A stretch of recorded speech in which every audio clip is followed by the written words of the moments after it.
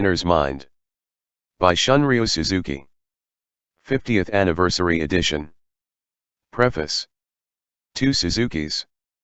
A half-century ago, in a transplant that has been likened in its historical importance to the Latin translations of Aristotle in the 13th century and of Plato in the 15th. Dazai Suzuki brought Zen to the West single-handed. 50 years later, Shunryu Suzuki did something almost as important. He sounded exactly the follow-up note Americans interested in Zen need to hear. Whereas Dazai Suzuki's Zen was dramatic, Shunryu Suzuki's is ordinary. Satoru was focal for Dazai's, and it was in large part the fascination of this extraordinary state that made his writings so compelling. In Shunryu Suzuki's book the words Satoru and Kensho, its near equivalent, never appear. When, 4 months before his death, I had the opportunity to ask him why Satoru didn't figure in his book, his wife leaned toward me and whispered impishly, "It's because he hasn't had it." Whereupon the Roshi batted his fan at her in mock consternation and with finger to his lips hissed, "Shhhh. Don't tell him." When our laughter had subsided, he said simply, "It's not that Satoru is unimportant, but it's not the part of Zen that needs to be stressed." Suzuki-roshi was with us, in America, only 12 years. A single round in the East Asian way of counting years in dozens. But they were enough. Through the work of this small, quiet man there is now a thriving Soto Zen organization on our continent. His life represented the Soto way so perfectly that the man and the way were merged. His non-ego attitude left us no eccentricities to embroider upon. Though he made no waves and left no traces as a personality in the worldly sense, the impress of his footsteps in the invisible world of history leads straight on. His monuments are the first Soto Zen monastery in the West, the Zen Mountain Center at Tathagata. Its city adjunct, the Zen Center in San Francisco. And, for the public at large, this book. Leaving nothing to chance, he prepared his students for their most difficult moment, when his palpable presence would vanish into the void. If when I die, the moment I'm dying, if I suffer that is all right, you know. That is suffering Buddha. No confusion in it. Maybe everyone will struggle because of the physical agony or spiritual agony, too. But that is all right, that is not a problem. We should be very grateful to have a limited body, like mine, or like yours. If you had a limitless life it would be a real problem for you. And he secured the transmission. In the Mountain Seat ceremony, November 21, 1971, he installed Richard Baker as his Dharma heir.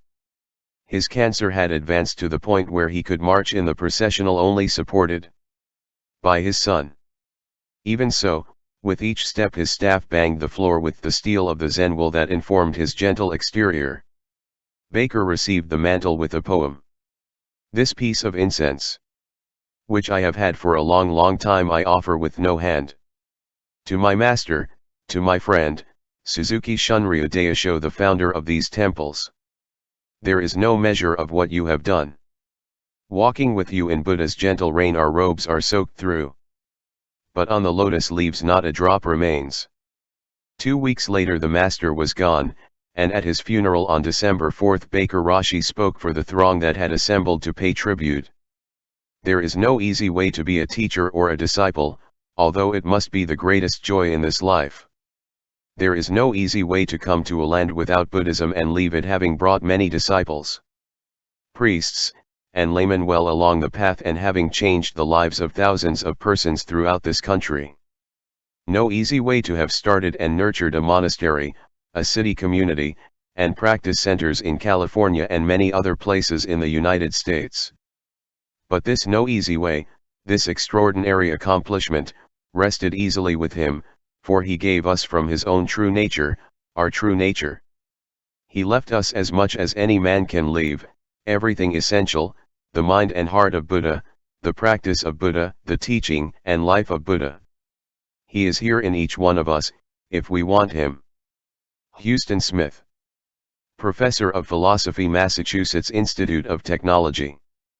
Asterisk from a tribute by Mary Farkas in Zen Notes, the First Zen Institute of America, January 1972.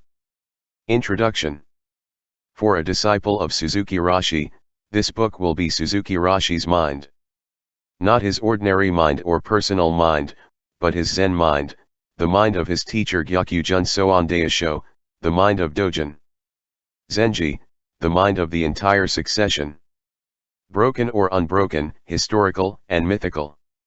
Of teachers, patriarchs, monks, and laymen from Buddha's time until today, and it will be the mind of Buddha himself, the mind of Zen practice. But, for most readers, the book will be an example of how a Zen master talks and teaches.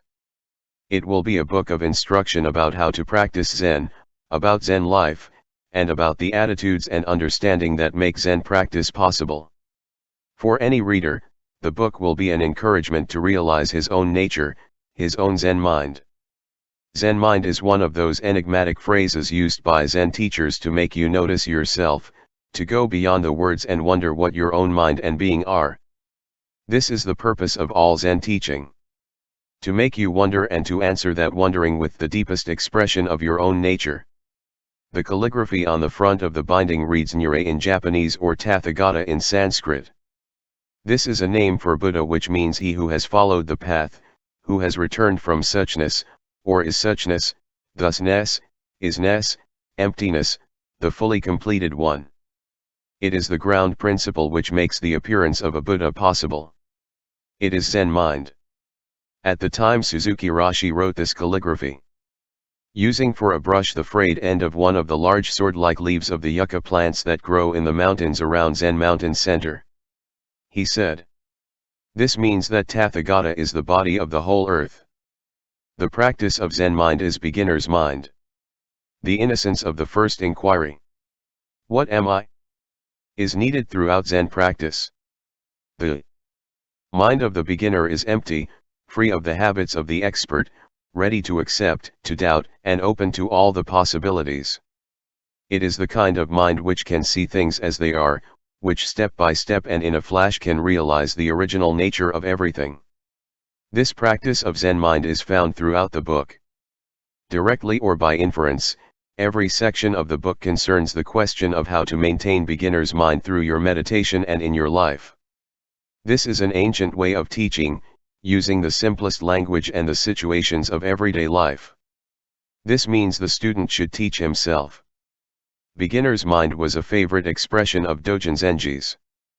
The calligraphy of the frontispiece, also by Suzuki-roshi, reads Shoshin, or beginner's mind.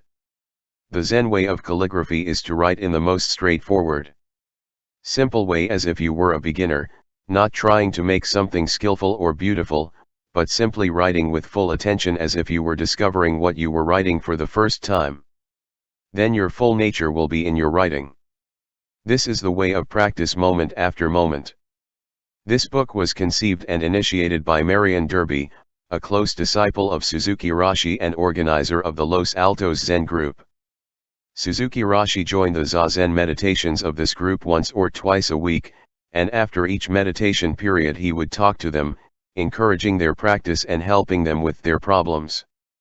Marion taped his talks and soon saw that as the group developed, the talks acquired a continuity and development which would work well as a book and could be a much needed record of Suzuki-roshi's remarkable spirit and teaching.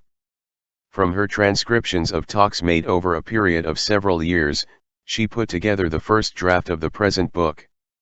Then Trudy Dixon, another close disciple of Suzuki-roshi who had much experience editing Zen Center's publication, Wind Bell, edited and organized the manuscript for publication. It is no easy task to edit this kind of book, and explaining why will help the reader understand the book better. Suzuki-roshi takes the most difficult but persuasive way to talk about Buddhism. In terms of the ordinary circumstances of people's lives. To try to convey the whole of the teaching in statements as simple as "have a cup of tea." The editor must be aware of the implications behind such statements in order not to edit out for the sake of clarity or grammar the real meaning of the lectures. Also, without knowing Suzuki-roshi well and having experience working with him, it is easy to edit out for the same reasons the background understanding that is his personality or energy or will. And it is also easy to edit out the deeper mind of the reader which needs the repetition, the seemingly obscure logic, and the poetry in order to know itself. Passages which seem obscure or obvious are often illuminating when they are read very carefully, wondering why this man would say such a thing. The editing is further complicated by the fact that English is thoroughly dualistic in its basic assumptions and has not had the opportunity over centuries to develop a way of expressing non-dualistic Buddhist ideas, as has Japanese. Suzuki-roshi uses these different cultural vocabularies freely, expressing himself in both Japanese and Western ways of thinking. In his lectures, they merge poetically and philosophically. But in transcriptions, the pauses, rhythm, and emphasis that give his words their deeper meaning and hold his thoughts together are apt to be lost.